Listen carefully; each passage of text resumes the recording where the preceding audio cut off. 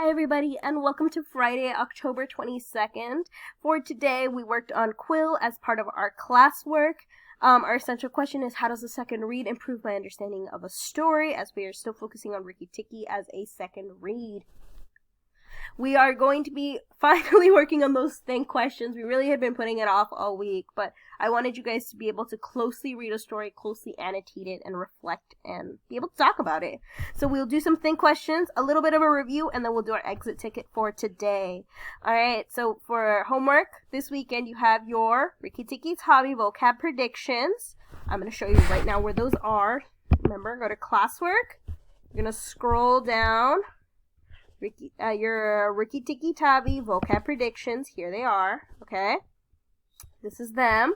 Your next homework assignment is your vocabulary theme. There it is, vocab theme.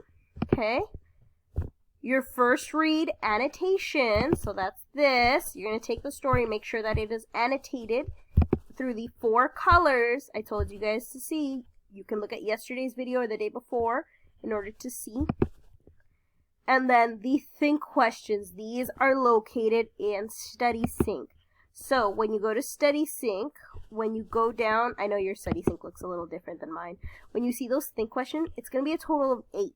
Okay? So, how does Rikki Tikki come to live with the English family?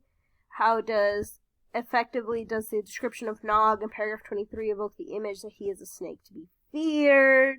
Cite specific evidence from the text. Remember, that is using your quotes. Okay, I'm not going to show you this for very long because it has the answers down here. But that is what you guys are going to be doing. I'm going to be posting a sentence frame on Google Classroom right below Rikki Tikki.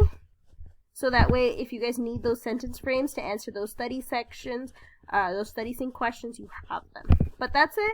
And then on Friday, as part of our Fun Friday and also part of our review for Rikki Tikki for next week, I actually had you guys play a small game of Jeopardy, and we went over the plot, characters, conflict, theme, and setting. Of course, this is not graded. The only things I will be grading are based on what is homework right here, okay? But that was just to reinforce what was due. So super easy day. Just make sure you have those think questions, chicos. Alright, as always, if you have any questions, please feel free to reach out to me before or after school, and I'll help you guys out. Other than that, I'll see you guys in class. Bye.